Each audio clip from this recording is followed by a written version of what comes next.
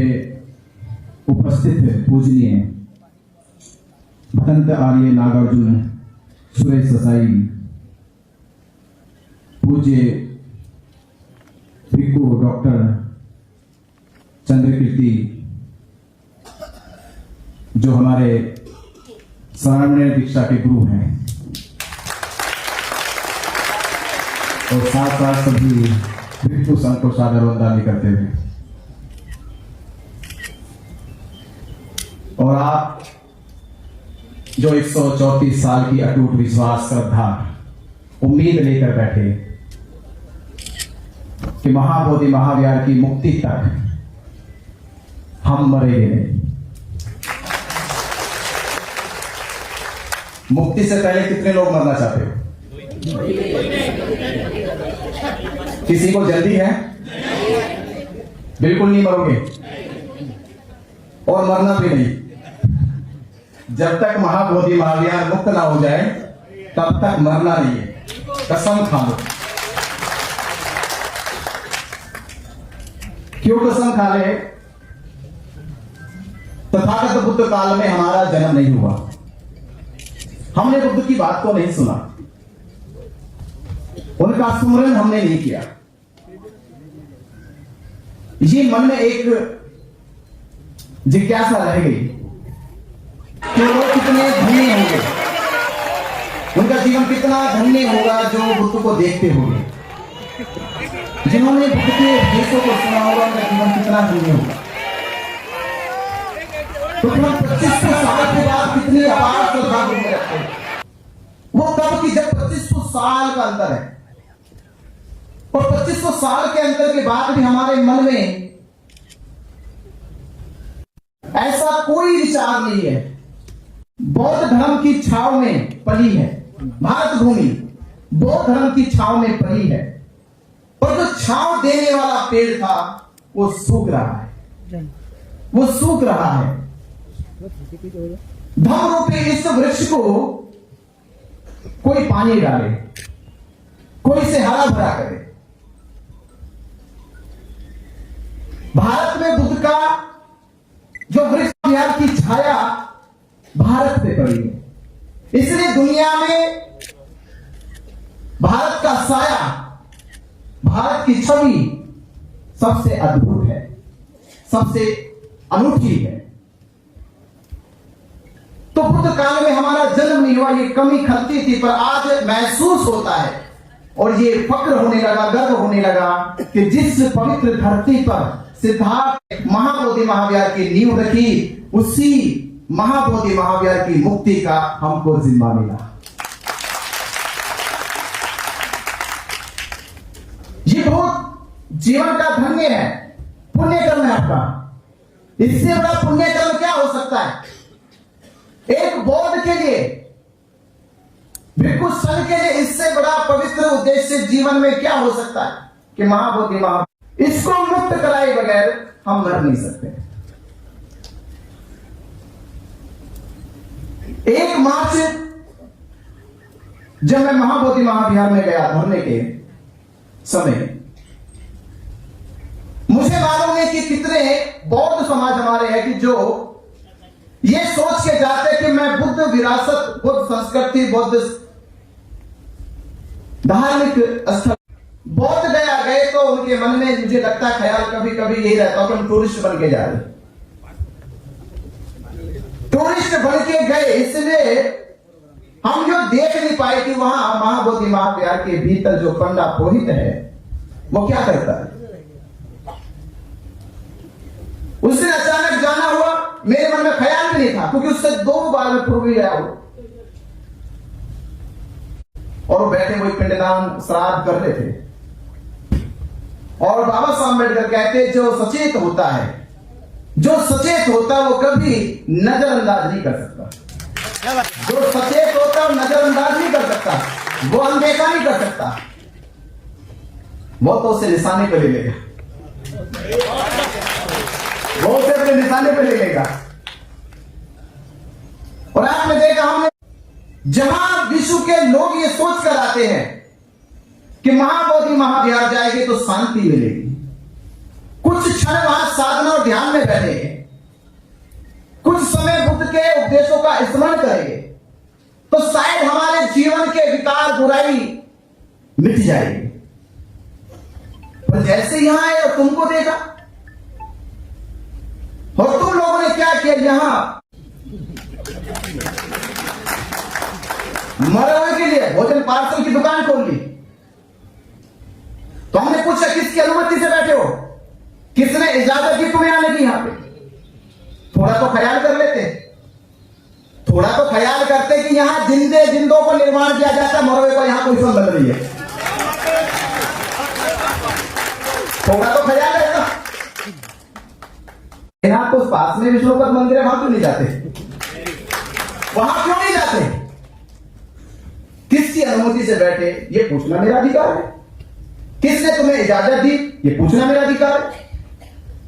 ये ढोल पाठन कर रहे हो, ये पूछना मेरा अधिकार है, क्योंकि मैंने महाबोधि महाविहार के प्रति, बौद्ध धर्म के प्रति अपनी निष्ठा दिखाई कि पूछना मेरा अधिकार है कि तुम ये करने का काम कर रहे हो।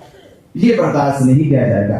कल से मैंने ये चेतावनी दी, कल से यहां दिखाई नहीं देना। इतना कहा, उसके बाद उन्होंने 3 मार्च को, इतनी बात कहने पे 3 मार्च को पहली बार मुकदमा किया, पहली बार मुकदमा किया, इतना पूछ लेने पर। इसका मतलब ये पूछ लेना कोई छोटी बात नहीं थी, ये बात तो बहुत बड़ी।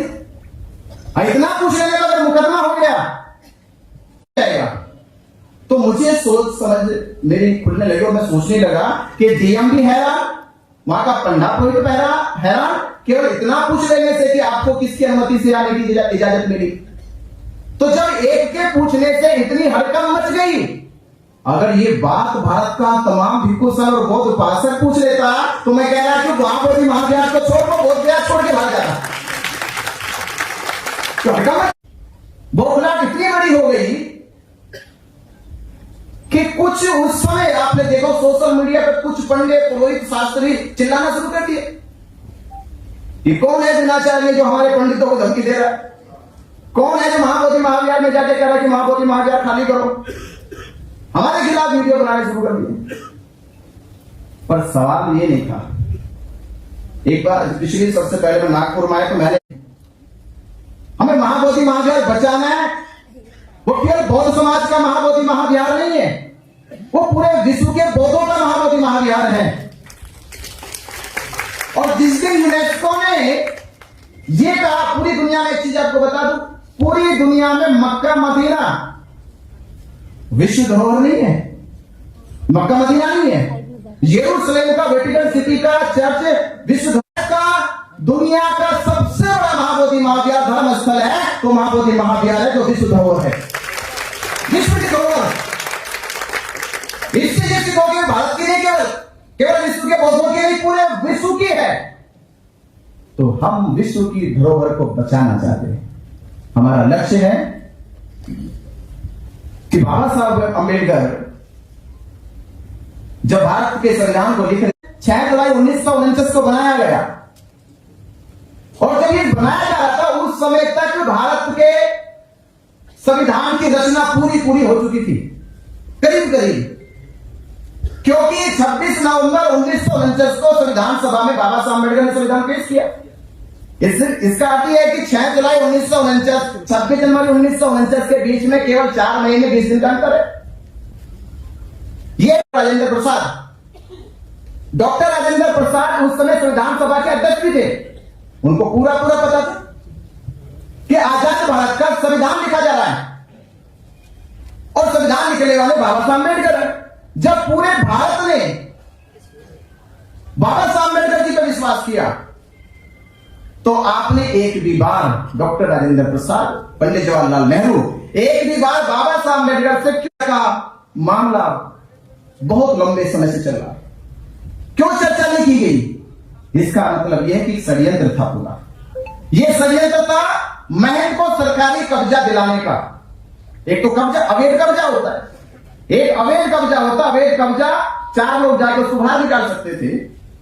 यह सरकारी कब्जा जो 6 जुलाई 1949 को बीटी एक्ट बना के महल को सौंपा गया, जो सुरक्षा गार्ड है वो कहने को लगता चेयरमैन है, वो केवल महंत के सुरक्षा गार्ड है। अगर महंत को कोई कुछ कहे तो वो मुकदमे करते, जेल भेज दे, सुरक्षा गार्ड का काम करते।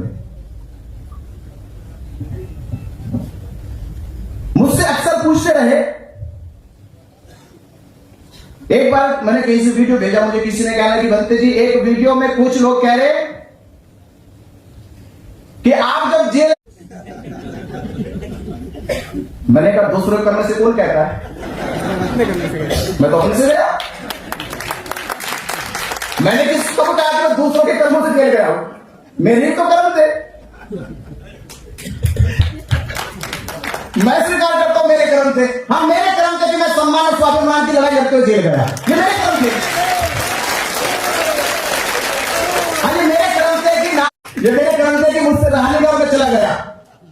ये भी चिंता, ये भी फिक्र किए बगैर कि मेरे को मुकदमे होने वाले।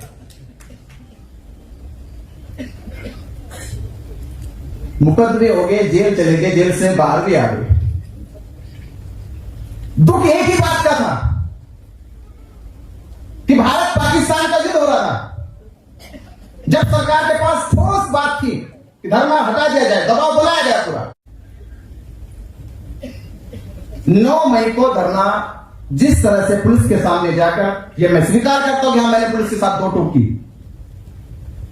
आंखों में आके डाल के बोला ये मैंने कि धरना मेरा नहीं है, ये धरना आकाश वर्मा जी का नहीं है, ये धरना किसी विशेष संगठन का नहीं है, ये धरना 134 साल से जो समाज विश्वास उम्मीद किए बैठा है वो उस समाज का धरना है। और ये हटाने का निर्णय मैं कब समाज लेगा निर्णय, ये हम नहीं ले सकते निर्णय। और आप बदली हटा के दिखाओ, टेंट हटा के दिखाओ। खैर वो हटा नहीं, और कल अगले दिन उनके अच्छे दिन आ गए कि सीज फायर हो गया। तो अब पुलिस बौखला गई पूरी तरह से, पुलिस इतनी बौखलाई गई 12 तारीख को सुबह 6 बजे लोग निकालेंगे भाई। कोई भारत पाकिस्तान का युद्ध हो रहा अभी भी, अब तो युद्ध भी नहीं हो रहा, इमरजेंसी भी नहीं है, बोले कि राज्यपाल आ रहा है। मगा आ रहा तो हम भी आ करें, हम भी तो आ रहे, वो आ रहे हम भी आ रहे, पूरे दुनिया से बहुत समाज आ रहे। तो रैली तो निकलेगी, शांति मार्च निकलेगा और महाबोधि महाविहार जाकर महावंदना तो करेगी, ये तो होगा। आपने 3 मार्च को भी किया, मैं तब भी नहीं रोका, अभी नहीं रोको, करो। हमने अपना वादा किया, हमने कहा था कि हम शांति मार्च निकालेंगे, महाबोधि महाविहार जाएंगे, महावंदना करेंगे, पुलिस से जो होता वो करे, हमसे जो होता वो हम करेंगे। और वो हुआ, इससे और वो बुला गया। उसको तो बड़े बड़े चैलेंज मिलेंगे, उसको बनाए तो मेरे भाई प्रशासन की एक शक्ति होती है, ताकत होती है, डर नहीं होगा। हमने कहा समाज उतना बड़ा है, जिस समाज ने मान दिया, सम्मान दिया, वो भी जेल से बाहर भी करेगा, उसको उसके हाथ में है। 12 तारीख को राज्यपाल से जबरदस्ती, दुनिया में ऐसा कभी नहीं होता कि बुद्ध पूर्णिमा हो या कोई ईद हो या होली हो, दिवाली हो, उस पर दूसरे काम हो। बुद्ध पूर्णिमा थी तो बुद्ध पूर्णिमा पे किसी को भी बुलाते, कम से कम को बुद्धों की आस्था को ठेस लगे, बुद्धिस्ट लोग झगड़ा करे, धरना दे, राज्यपाल के खिलाफ जाए, उनके ऊपर मुकदमा करे। उस दिन वो चीज भी नहीं की गई, बर्दाश्त की गई। 13 तारीख को जेल इसलिए गए कि वो आपको पता चला गया। जेल जाने के बाद हमने यही चीज कही कि प्रशासन आपने 2 मान से धरना हटाया है। क्या किया आपने? आपने 15 तारीख को 2 मान से मेरे जाने को हटा दे, उसने 15 तारीख को धरना 2 मान से हटाया। और हमने जेल से निकलने के बाद भी कहा कि धरना हटा है तो हम देश में से आंदोलन बढ़ने नहीं देंगे, देश आंदोलन चलेगा हमारा। और 2 कमी हमें महसूस हुई कि 134 साल के इस आंदोलन में सबसे 2 चीजें महसूस हुई। पहली चीज महसूस हुई कि 134 साल से तो लड़ाई लड़ी जा रही, पर 400 साल से महाबोधि महाविहार 90% लोगों को नहीं पता, भारत के बहुतों को नहीं पता। तो हमें यह करना है कि पहले शक्ति का निर्माण करो, ताकत का निर्माण करो। अगर शक्ति का निर्माण हो जाता, ताकत का निर्माण हो जाता, तो मैं कह सकता हूं प्रशासन को छोड़िए, देश की सरकार की थी, पास वो ताकत नहीं थी कि हमारे ऊपर अंतर में लगा के जेल भी देती। ताकत का निर्माण करना जरूरी था, ताकत का निर्माण आपने किया। आपको माने ताकत का एहसास कराया सरकार को, और एक ही दिन की ताकत ने आपके SC ST कानून में सरकार को घुटनों पे लाकर खड़ा कर दिया। ये ताकत किस दिन आपके समाज की? तो ताकत हमारे बौद्धों के पास नहीं है। तो दो काम करने, पहले भारत के बौद्धों को जागरूक करना है, जागरूक करके बौद्धों को एकजुट करना है, और जब भारत के बौद्ध जागरूक होकर एकजुट हो जाएंगे तो हम फिर सुप्रीम कोर्ट और सरकार से कोई भी अवशेष ना मिले हो, कोई भी सबूत ना मिले हो, कोई भी साक्ष्य ना मिले हो, पर यह मामला हिंदुओं के पक्ष में इसलिए जाता है कि भारत के करोड़ों हिंदुओं की आस्था और भावनाओं का मामला है। तो सुप्रीम कोर्ट और सरकार से फिर हम कहेंगे कि सरकार और सुप्रीम कोर्ट ये देख ले और सुन ले कि यह मामला अब BT एक्ट और बौद्धों का नहीं है, ना सरकार का है, यह मामला भारत के करोड़ों बुद्धिस्टों की आस्था और भावना का है। इसलिए जागरूकता और एकजुटता करनी जरूरी है। मनोबल सबसे बड़ी ताकत होती है। अगर मनोबल है तो 1 के साथ 100 आ जाएंगे और 100 के साथ 1 लाख आ जाएंगे। अगर मनोबल 1 लाख का गिर जाए तो 1 भी नजर नहीं आएगा। मनोबल बड़ी ताकत होती है, और मनोबल के लिए हमेशा साहस की जरूरत होती है, घबराने की जरूरत नहीं होती। घबराने वाला आंदोलन नहीं कर सकता, साहस दिखाना चाहिए, हिम्मत दिखानी चाहिए। भारत में मैंने बहुत सारे आंदोलन देखे, पर आंदोलनों में हमने देखा जहां पुलिस को चल के आना पड़ेगा, उसकी ड्यूटी है, हमारी ड्यूटी धरना देनी है, उसकी ड्यूटी हमारे पास आना है। वो पूछे हमसे हमारे हालचाल आगे। एक कहानी मुझे याद है कि जब ये पूरा का पूरा प्रकरण हुआ, तथागत बुद्ध चारिका के लिए निकले अपने भिक्षु संघ के साथ, और जा रहे थे सुनसान रास्ते से। तथागत बुद्ध से कहते हैं कि हे तथागत, अभी हमने पास में ये गड्ढा देखा, उस गड्ढे में कंकाल देखा, आप हमें इस कंकाल के विषय में बताए कुछ। बुद्ध ने कुछ नहीं कहा, आगे बढ़ते। एक और गड्ढा आया, संघ ने फिर पूछा, बुद्ध ने फिर कोई जवाब नहीं दिया। बुद्ध आगे बढ़े, तीसरा गड्ढा आया, संघ ने फिर सवाल पूछा, बुद्ध ने फिर कोई जवाब नहीं दिया, आगे बढ़ चले। फिर चौथा गड्ढा आया, संघ ने फिर सवाल पूछा, खोदे गए थे ये 4 गड्ढे चारों दिशाओं में खोदे गए। और जैसे आज हम इस मई के महीने में इस सुनसान रास्ते से विचरण कर रहे हैं और हमें भी प्यास लग रही है, हो सकता है कि कुछ वर्ष पहले इनको भी प्यास लगी होगी, इनको भी लगा होगा कि कहीं तालाब नदी मिल जाए, तो चारों दिशाओं में अलग अलग चले गए। यहां कोई नदी मिल जाए, कोई कुआं मिल जाए, कोई सरोवर मिल जाए, निराश हो गए, कोई नदी नहीं मिला, कोई तालाब नहीं मिला, कोई कुआं नहीं मिला। तो ये जानते थे कि पानी मिट्टी के नीचे है, इसे खोदा जाए तो पानी निकल सकता है। तो चारों लोगों ने चारों दिशाओं में खोदना शुरू किया। उतनी शक्ति नहीं थी, उतना बल नहीं था कि वो उतनी मिट्टी को खोद सके कि पानी के स्रोत आ जाए। पानी के स्रोत आने से पहले ही उन्होंने खोदते खोदते प्यासी के कारण दम तोड़ दिए, तो जी बल्कि जिंदगी से नहीं। तो संघ कहता है तथागत, इसके पीछे क्या हमें चलना चाहिए या इससे क्या सीखना चाहिए? तथागत बुद्ध कहते हैं, अगर इन लोगों को उस समय समझ में ये आ जाती कि 4 दिशाओं में किया गया कार्य इनकी मृत्यु का कारण बन गया, 4 जगह गड्ढा खोदा गया, इनकी मृत्यु का कारण बन गया। अगर ये चारों लोग समन्वय बना लेते, इनको प्यास भी बुझा लेते और मरते भी नहीं।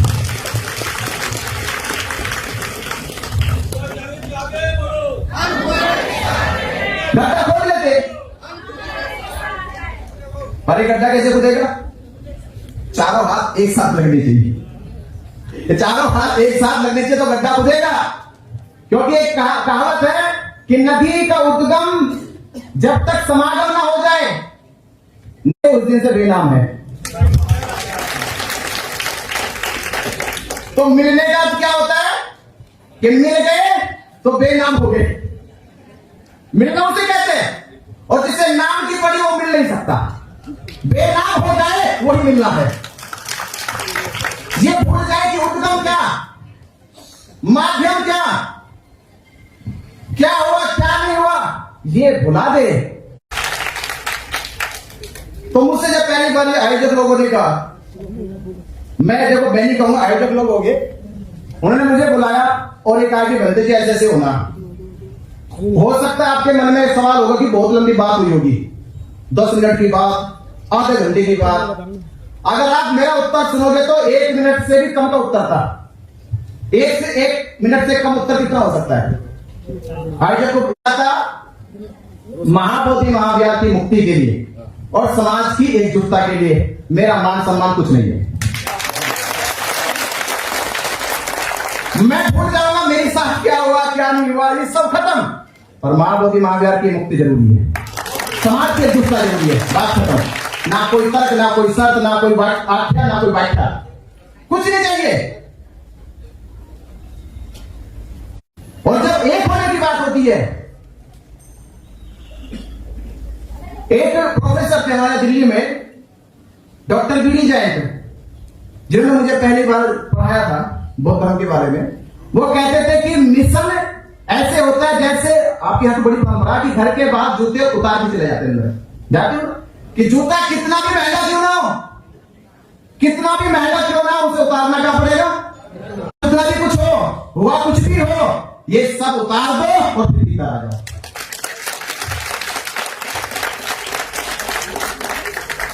तो मैं तो ये आश्वासन नहीं दूंगा, लोग कहते आश्वासन दिया, मैं आश्वासन नहीं दूंगा, मैं खुद आश्वस्त हूं कि एक हो जाओ और महाबोधि महाविहार मुक्त करा लो। पर ये एक कैसे होते हैं, कैसे होते हैं? जैसे तो फिर वो मोती नहीं कहलाते हैं, वो माला कहलाते हैं। मोती भले कितना भी महंगा क्यों ना हो, कितना भी कीमती क्यों ना हो, उससे मोती नहीं कहते, फिर उसे फिर क्या कहते? वो माला है। अब माला बन जाए तो एक हो जाए। आप चाहते माला बने, सब चाहते माला बने या मोती चाहते मोती बने?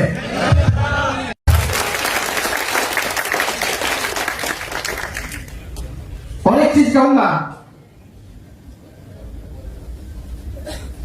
कि महाबोधि महाविहार मुक्ति के लिए आपको चुना गया, और ये मैं अक्सर कह रहा हूं सभी से कि आप में जोश जग जाए, एक स्वाभिमान पैदा हो जाए कि आने वाले समय में जब आपके घर के बच्चे बड़े हो जाएंगे, जब आपके घर के बच्चे बड़े होंगे और समाज के लोग उनसे कोई पूछे कि किस खानदान से हो, तो कम से कम वो सर उठा के कह सके कि मैं उस परिवार से ताल्लुक रखता हूं जिन्होंने महाबोधि महाविहार मुक्त कराया।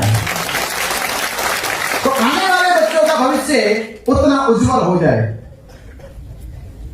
तो बात बहुत है, पर इनसे कोई हल नहीं है, हल ये है कि एक हो जाओ। ये तो बात है ना, एक हो जाए। तो मैं देखो आपसे आयोजक लोगों से निवेदन करता हूं, देखो अभी तो हमारे आकाश लामा जी ने प्रोग्राम किया, भैया आयोजक लोग बताएंगे प्रोग्राम में कहां जाओगे कहां नहीं जाओगे, ये समाज बताएगा कहां जाओगे कहां नहीं जाओगे। मैं नहीं बताऊंगा कहां जाओगे, आप नहीं बताओगे कहां जाओगे, समाज बताएगा कहां जाना है। सही है? आज डिसाइड करो, आज से आगे के प्रोग्राम कहां कहां होंगे और कैसे कैसे होंगे, इसे कहते एक होना। तैयार हो? तैयार होना, ईगो मिटा के यूनाइटेड हो जाना, उससे कहते हैं यूनाइटेड हो गए। तो मैं कह सकता हूं, नहीं तो भाई अभी तो आपको बताया कि मैं प्रोग्राम चल रहा है, हम छोड़ के आए। अरे छोड़ के आए भाई, कुछ नहीं छोड़ के आए, यहां कुछ लेने आए और कुछ नहीं छोड़ गया। यहां जो मिल गया इससे बड़ा कुछ और नहीं मिलने वाला था, समझ रहे हो? नहीं होना चाहिए, ये नहीं होना चाहिए, हमें वृक्ष लगना चाहिए और इस वृक्ष की छांव में महाबोधि महाविहार की मुक्ति का आंदोलन चलना चाहिए।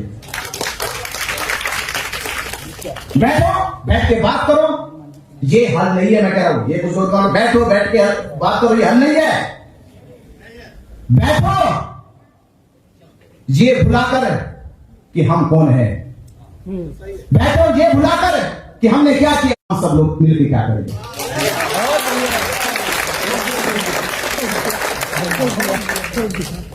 ये सोचना चाहिए हमें, और ये सोचने के लिए 13 तारीख को मालूम है, 13 तारीख को मीटिंग हुई थी, अब नागपुर के लोग थे, महाराष्ट्र के लोग थे, इन्हीं के प्रयास से हुई थी। मैं तो कहता हूं 12 तारीख को बैठे, 12 तारीख को आके आंखों से आंसू टपका टपका क्या बोलते जी बहुत दुखी है, तो ये क्या होगा, वहां सुनते थे आंदोलन बहुत बड़ा, बहुत ताकत से चल रहा, यहाँ के पता चला तो आपको कुछ करो भाई। 12 तारीख को निर्णय हुआ, 13 तारीख को मीटिंग हुआ, 13 तारीख को भी निर्णय लिया गया और हमारे आकाश लामा जी ने निर्णय लिया वो कि दिल्ली चलेंगे, 5 तारीख को धरना प्रदर्शन करेंगे, 6 तारीख को 7 तारीख को पूरे देश के बौद्धों को बुला के मीटिंग करेंगे और उस दिन यूनाइटेड संगठन बना के इस महाबोधि महाविहार का आंदोलन चलाया जाएगा। निर्णय हुआ, बरोबर, ये निर्णय लिया गया। आप मुझे बताओ, मेरा तो रोल खत्म हो गया, मैं तो जेल में चला, तो मैं कहूंगा वो काम जो अधूरा उसको पूरा कर दे, जो काम आज भी वो जो अधूरा है उसे पूरा कर दे। एक यूनाइटेड संगठन बना के महाबोधि महाविहार मुक्ति के लिए, इस महाबोधि महाविहार मुक्ति के आंदोलन को मजबूत और ताकत दे दे।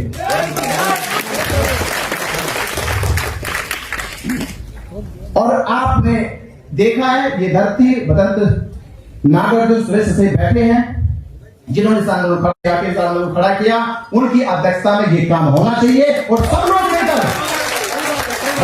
सुरेश जी की अध्यक्षता में ये काम होना चाहिए। और महाबोधि महाविहार ये पवित्र गाथा गाएगी कि महाबोधि महाविहार मुक्ति में बदन सुरेश का सबसे अटूट और सबसे अनूठा काम है। तो मुझसे कुछ और कहवाना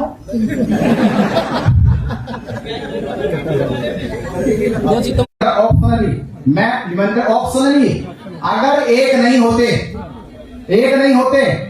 तो भैया 2 सितंबर को माननीय आकाश लामा जी और समाज 2 सितंबर को परम पूज्य बाबा साहब डॉक्टर अम्बेडकर जी की चैत्य भूमि, जहां बाबा साहब की अस्थियों को रखा गया, बाबा साहब की पावन पवित्र अस्थियों को वंदन नमन करने के लिए और संकल्प लेने के लिए, हे बाबा साहब अम्बेडकर, आपने हमें धम्म दिया, हमारा मान बढ़ाया, ये आपके बच्चे आपकी पवित्र अस्थियों को वंदन नमन करके ये संकल्प लेते हैं, हम महाबोधि महाविहार मुक्त करके आपका सम्मान बढ़ाएंगे। तो 2 तारीख के लिए मैं माननीय आकाश लामा जी को आमंत्रित करता हूं कि 2 तारीख को चैत्य भूमि आए।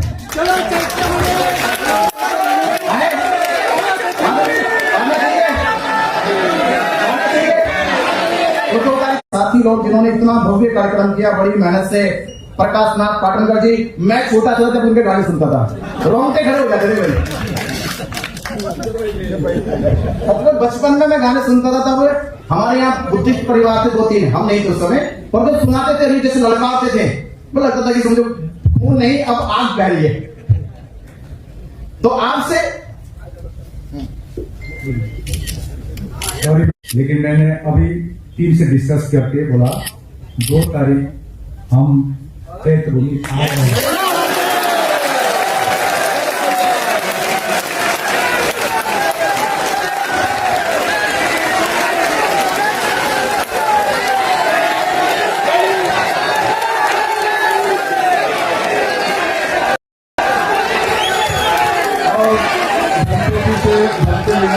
जो निमंत्रण दिया वो भी मंत्री जी स्वीकार करेंगे, ऐसी घोषणा